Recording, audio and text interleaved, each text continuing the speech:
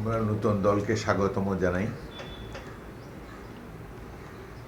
আগেও আমরা বলেছি যে বাংলাদেশের জনগণের জন্য চয়েস থাকা উচিত, যে কোনো নতুন দল, বিশেষ করে ছাত্ররা যেহেতু জনগণের সাথে মিশে এবং বিএনপি এবং অন্যান্য বিরোধী দলের সাথে মিলেমিশেই তারা স্বৈরাচারী সরকারের পতন ঘটিয়েছে, সেই হিসাবে তারা আমাদের মিত্র। এবং আগামী দিনগুলোতে তাদের কার্যক্রম কেমন হবে সেটি দেখার পরই মন্তব্য করা যাবে। একটা জিনিস তাদের কাছে প্রত্যাশা করব, তারা যেন কিংস পার্টি না হয়। সে ধরনের লক্ষণ দেখা যাচ্ছে, যেটা চিন্তার বিষয়। কিংস পার্টিকে বা সরকারি আনুকূল্যে গঠিত দলকে সাধারণত বাংলাদেশের মানুষ পাত্তা দেয় না। সেই হিসাবে তাদেরকে আরও দীর্ঘ পথ পাড়ি দিতে হবে।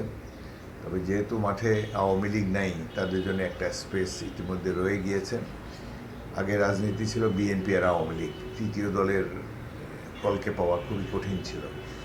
কিন্তু এবার যেহেতু আওয়ামী লীগ নাই মাঠে, তো তারা একটা ফাঁকা স্পেসে তাদের অবস্থান জাহির করতে পারে। তবে যেহেতু তারা ছাত্র, তাদের কাছে নৈতিকতা এবং একটা মানবিক বাংলাদেশ গড়ার জন্য তারা চেষ্টা করবে, এটাই আমরা কামনা করি। আপনাদের প্রত্যাশা কি, ভবিষ্যতে কি তাদের সাথে আপনাদের কাজ করার ইচ্ছা আছে কিনা, যে মিলেমিশে কাজ করবেন ভবিষ্যতে তাদের সাথে, এরকম ইচ্ছা আছে কিনা? আমাদের নেতা জনাব তারেক রহমান বলেছেন যে আমরা নির্বাচনের পর যদি সংখ্যাগরিষ্ঠতা পাই, তাহলে অন্যান্য মিত্র দলগুলোকে সাথে রেখে একটা জাতীয় সরকার গঠন করব। সেই হিসাবে তারা যদি নির্বাচন পর্যন্ত তারা থাকে এবং নির্বাচনে যদি মোটামুটি গ্রহণযোগ্য ফলাফল করতে পারে, তাদের যদি সংসদে আসন থাকে, তাহলে নিশ্চয়ই তাদের সাথে মিলেমিশে সরকার গঠনের কথা আমরা চিন্তা করব। তবে একটা জিনিস আমরা চিন্তা করি, যারা ছাত্র এখনও, তাদের রাজনীতিতে আসার সময় এখনও হয়নি। তবে সাবেক ছাত্ররা রাজনৈতিক দল করতে পারে, অন্যান্য রাজনৈতিক দলের মতো সকল কর্মকাণ্ড চালিয়ে যেতে পারে। তাদের উদ্দেশ্যে পরামর্শ হলো যে সকল রাজনৈতিক দলকে যেন সম্মানের সাথে তাদের সাথে যেন আচরণ করে। জনগণের প্রতি এদের তো জনগণের সাথে মিশে রাজনীতি করার অভিজ্ঞতা নাই, তাদের পদচারণা শিক্ষাঙ্গনেই ছিল। তারা জনগণের সাথে ভালো ব্যবহার করবে। অন্যান্য রাজনৈতিক দল, বিশেষ করে যারা সিনিয়র দল বা সিনিয়র রাজনৈতিক নেতা, তাদের সাথে ভালো গ্রহণযোগ্য আচরণ করবে, এটাই আমরা আশা করি। এবং নিজেরা কোন দল যেন কম করে, সব রাজনৈতিক দলে ব্যাপক কোন দল থাকে, এরা তো ছাত্র, একটুতেই তাদের মাথা গরম হয়ে যাওয়া স্বাভাবিক। তাদের বয়সে আমরাও সেরকম ছিলাম। কিন্তু তাদেরকে বাংলাদেশের জনগণের স্বার্থ মাথায় রেখেই রাজনৈতিক কর্মকাণ্ড পরিচালনা করতে হবে। ক্ষমতায় যাওয়ার জন্যে বা সামান্য কিছু সরকারের আনুকূল্য পাওয়ার জন্য তারা যেন নীতি আদর্শকে বিসর্জন না দেয়।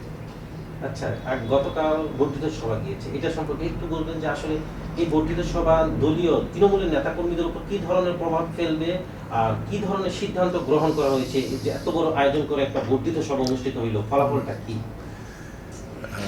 আমরা সবার শেষে সবার যে সিদ্ধান্তসমূহ পাঠ করে শোনানো হয়েছে, এবং সেখানে মোটামুটিভাবে আমরা দলকে ঐক্যবদ্ধ রাখার উপরে একটি চেয়ারম্যান গুরুত্ব দিয়েছেন। এবং এই দলে কেউ যাতে কোনো ধরনের, যেহেতু জিয়া দেশের সবচাইতে সৎ এবং দেশপ্রেমিক নেতা হিসাবে জনগণের কাছে সমাদৃত, সেই জন্য জিয়ার আদর্শের বরখেলাপ হয় এমন কোনো কাজ যেন আমাদের দলের নেতাকর্মীরা না করে, এ ব্যাপারে সাবধান করে দেওয়া হয়েছে। দুর্নীতির ব্যাপারে জিরো টলারেন্স, কোনো ধরনের দুর্নীতিকে সহ্য করা হবে না। এবং সবচেয়ে বড় কথা, ঐক্যকে বজায় রাখার জন্যে বারবার তাগিদ দেওয়া হয়েছে।